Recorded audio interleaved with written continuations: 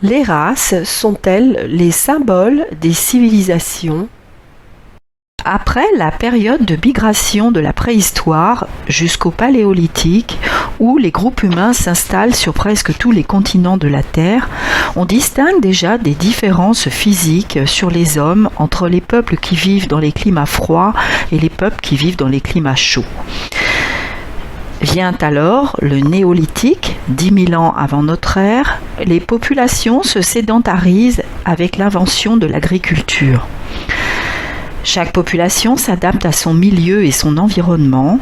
Chaque population développe une culture et un mode de vie spécifique lié à la zone géographique où elle vit.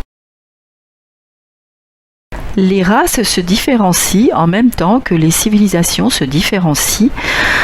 Ainsi, la race blanche devient l'emblème de la civilisation du froid et des pays au climat tempéré, tandis que la race noire devient le symbole de l'Afrique.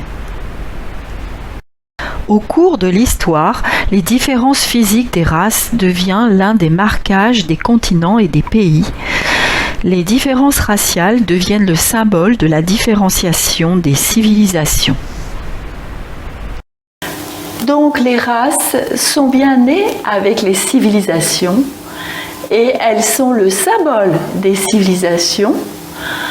Donc une personne blanche ne pourra représenter que la civilisation blanche, une personne noire ne pourra représenter que la civilisation africaine.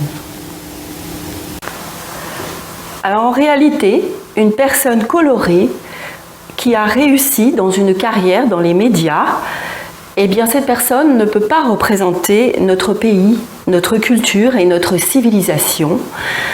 Ce qu'elle représente, c'est sa propre carrière à titre individuel. Alors pourquoi une personne colorée ne peut pas représenter notre pays, notre civilisation? Eh bien parce que pour nous représenter, il faut être le symbole de notre pays, de notre civilisation. Et pour cela, il faut être blanc de culture européenne.